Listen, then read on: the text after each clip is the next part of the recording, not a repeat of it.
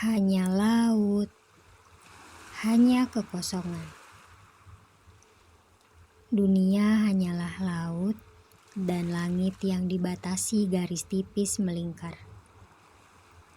Membentuk garis lingkaran yang tiada pernah berubah jaraknya. Meski perahuku melaju menembus angin yang bergarang. Bibirku terasa asin dan rambutku menyerap garam. Tapi ku tahu cintaku belum akan berkarat bila tiba di pulau itu. Bagaimana cinta akan berkarat hanya karena sebuah jarak dari Labuan Bajo ke Komodo? Jika cinta ini belum juga berkarat setelah mengarungi berabad-abad jarak dari suatu masa ketika cinta pertama kali ada. Lagi pula, bagaimana cinta akan berkarat karena angin yang bergaram jika cinta memang bukan besi? Aku dan kekasihku diciptakan dari sepasang bayang-bayang di tembok yang tubuhnya sudah mati. Dan semenjak saat itu, kami menjadi semacam takdir. Ketika tiada sesuatu pun di dunia ini yang bisa memutuskan hubungan cinta kami. Barangkali itulah yang disebut dengan cinta abadi. Aku mengatakannya semacam takdir, karena kami memang tidak terpisahkan. Tapi aku hanya berani mengatakannya semacam takdir, dan bukan takdir itu sendiri. Karena sesungguhnya lah aku tidak akan bisa tahu apakah benar cinta kami yang barangkali abadi itu adalah takdir. Kami seperti tiba-tiba saja ada dan saling mencintai sepenuh hati. Tapi sungguh mati memang hanya seperti dan sekali lagi hanya seperti. Karena sesungguhnya lah hubungan cinta kami yang barangkali abadi itu adalah sesuatu yang diperjuangkan. Cinta yang abadi kukira bukanlah sesuatu yang ditakdirkan. Cinta yang abadi adalah sesuatu yang diperjuangkan terus-menerus sehingga cinta itu tetap ada, tetap bertahan, tetap membara, tetap penuh pesona, tetap menggelisahkan, tetap misterius, dan tetap terus-menerus menimbulkan tanda tanya. Cintakah kau padaku? Cintakah kau padaku? Setiap kali kami mati dan dilahirkan kembali, kami selalu bisa saling mengenali dan mengusahakan segalanya untuk menyatu kembali. Kami memang diciptakan dari sepasang bayang-bayang, dan bayang-bayang bisa berkelebat menembus segala tabir. Namun, kami tidak pernah lahir kembali sebagai sepasang bayang-bayang yang bisa berkelebat seenak udelnya. Kami sering dilahirkan kembali sebagai manusia. Dan sebagai manusia, kami tidak bisa berkelebat seenak udel kami.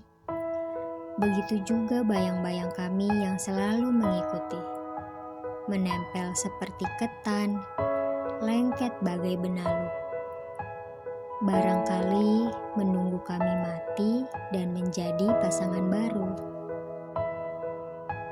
Apabila kami berbeda kulit, kemudian berbeda kelas sosial, lantas berbeda agama pula.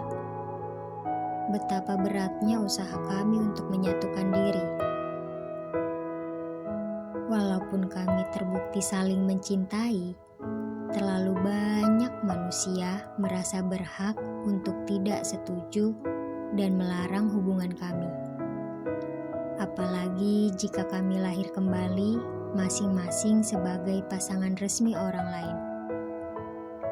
Nah, tiada seorang pun yang akan mengizinkan dirinya untuk memahami. Bahkan, kami pun bisa bingung sendiri. Demikianlah cinta kami selalu diuji. Benarkah begitu kuat usaha kami untuk menyatu kembali? Ataukah cinta kami ini hanya cinta begitu-begitu saja yang terlalu mudah menyerah karena berbagai macam halangan yang sebenarnya bisa saja diatasi? Memang begitu banyak godaan kepada kesetiaan cinta kami. Bisa berwujud harta kekayaan, bisa berupa kursi kekuasaan, tapi yang paling berbahaya adalah pesona cinta itu sendiri. Cinta diuji oleh cinta. Seringkali ini sangat membingungkan, tetapi selalu bisa kami atasi. Cinta sejati, kukira hanyalah menjadi sejati jika tahan uji terhadap cinta yang sama hebohnya, yakni cinta yang dahsyat itu, dengan segenap petir dan halilintarnya yang tanpa kecuali menggetarkan dan mendebarkan hati. Kesetiaan kami masing-masing telah membuat kami selalu bertemu kembali. Begitulah, meski terkadang penuh dengan luka-luka cinta di sana-sini, karena ketergodaan yang terlalu menarik untuk tidak dilayani. Apabila kami bertemu dari kelahiran satu ke kelahiran lain, kami akan saling mengenali. Meski perbedaan duniawi yang membungkus kami bisa mengakibatkan masalah berarti. Itulah yang terjadi misalnya ketika aku lahir sebagai pendeta dan kekasihku lahir sebagai putri raja. Lain kali, aku lahir kembali sebagai perempuan dan kekasihku lahir kembali tetap sebagai perempuan. Suatu kali, bahkan ketika lahir kembali sebagai bayi, kekasihku sudah lahir berpuluh tahun sebelumnya dan hampir mati. Tetapi, tidakkah cinta itu tiada memandang wujud dan tiada pula memandang usia? Jika cinta memang mempersatukan jiwa, maka kesenjangan tubuh macam apakah yang akan bisa menghalanginya? Justru itulah masalahnya sekarang. Apakah aku, sebagai manusia biasa, masih bisa mencintai kekasihku jika kekasihku itu telah menjadi komodo? Hanya laut, hanya kekosongan. Laut dan langit bagai bertaut, tapi mereka sebetulnya tidak bersentuhan sama sekali. Apakah aku akan bisa bertemu dengan kekasihku kali ini? Tanda-tanda alam memberi isyarat kepadaku. Kekasihku telah dilahirkan kembali dalam wujud seekor komodo yang sekarang berada di Pulau Komodo. Sebagai seekor komodo, kekasihku menimbulkan masalah besar karena telah memakan seorang anak gadis yang sedang mandi di sungai. Perburuan liar telah mengurangi jumlah kijang yang biasa dimakan komodo, sehingga kekasihku dengan kelaparannya yang amat sangat telah menerkam dan menelan seorang anak gadis berusia 12 tahun. Karena undang-undang melindungi komodo, maka kekasihku tidak dibunuh. melainkan dibuang ke suatu wilayah di Pulau Flores yang juga dihuni komodo. Namun, di tempat yang baru itu, kekasihku dianggap sebagai komodo asing yang dimusuhi oleh komodo-komodo lain. Akibatnya, kekasihku berenang dan menyeberangi laut untuk kembali ke Pulau Komodo, dan kini aku datang ke pulau itu untuk mencarinya.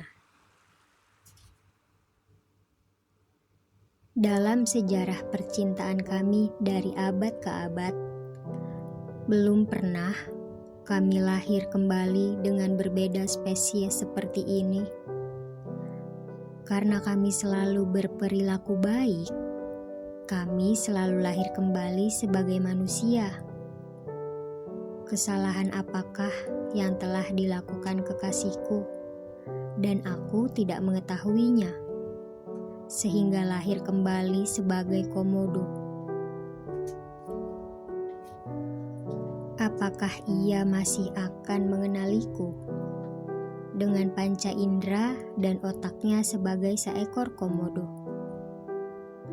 Kalaulah aku masih mempunyai kepekaan untuk mengenalinya, bagaimanakah caranya ia akan mengenaliku, dan apa yang akan kami lakukan? Aku tidak mungkin mengawini dan membawanya sebagai seekor komodo ke dalam apartemenku di Jakarta. Pasti Supermi tidak akan pula mengenyangkannya. Atas nama cinta, apakah yang masih bisa kulakukan untukmu, kekasihku? Ketika akhirnya kami berjumpa di sebuah kubangan pada sungai kering berbatu-batu, hatiku terasa kosong. Setelah menjelajahi pulau itu selama 2 hari dan bertemu dengan sejumlah komodo, akhirnya aku bertemu dengan seekor komodo yang kuyakini sebagai kekasihku.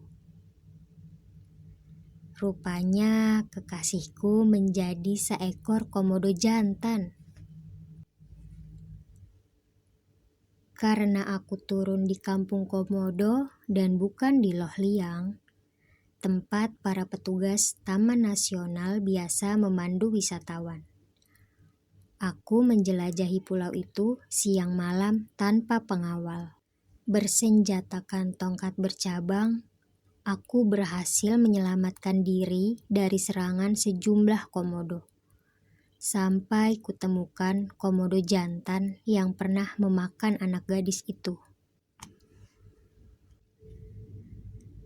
Kami bertemu pada suatu siang yang panas, dan aku sedang mendaki ketika kulihat ia merayap ke arahku di bawah kerimbunan semak-semak. Apakah yang masih bisa kukenal dari kekasihku yang cantik jelita pada komodo jantan ini? Tadinya masih kuharapkan pandangan mata yang penuh dengan cinta, tapi hanya kulihat sebuah pandangan mata yang kosong. Sudah jelas ia tampak kelaparan, dan kukira ia tidak mengenaliku lagi. Apakah masih sahih jika aku berusaha tetap mempertahankan cinta? Dalam keadaan seperti ini, aku menjadi ragu. Apakah cinta yang abadi itu sebenarnya memang ada? Ataukah hanya seolah-olah ada dan dipercaya begitu rupa sehingga mengelabui para peminatnya? Mungkin cinta ternyata mengenal wujud. Meskipun komodo jantan itu memang penjelmaan kekasihku, dan aku sangat mencintainya. Aku bertanya-tanya, apakah aku bisa mencintainya seperti aku mencintai kekasihku? Aku terpeleset dari tebing dan meluncur masuk ke kubangan, tepat di hadapan mulutnya yang menganga. Semuanya sudah terlambat. Kaki kiriku sudah masuk ke mulutnya. Langsung patah beberapa bagian. Aku tidak sempat memanfaatkan tongkat bercabang itu. Apakah aku akan lebih bahagia jika menyerahkan jiwa sebagai pengorbanan cinta? Kurasa seluruh tubuhku tersedot masuk ke dalam tubuh komodo itu sekarang. Di dalam tubuh itu hanya kurasakan kegelapan dan perasaan menyatu. Kalau aku tidak keliru,